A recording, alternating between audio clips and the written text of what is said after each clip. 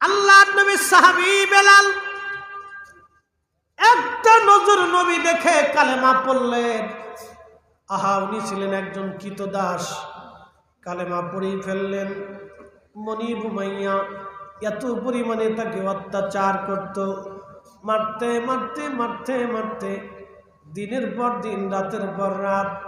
মক্কা নগরীতে যারা কখনো যখন যারা গেছেন আপনারা জানেন, প্রচণ্ড গরম হাওয়া, পাথুরি রাস্তা, মক্কার জমিনে বড় কঠিন, প্রচণ্ড গরম মরুভূমির মধ্যে হযরত বেলাল রাদিয়াল্লাহু তাআলা আনহুকে এই প্রচণ্ড গরমের মধ্যে নিয়ে গলার মধ্যে রশি বেশি, বেলাল রাদিয়াল্লাহু তাআলা আনহুর গলার মধ্যে রশি বেশি ওই মরুভূমির মধ্যে হাত পা গুলি বেঁধে মরুর মধ্যে ফেলে রেখে আসা হতো। পাথর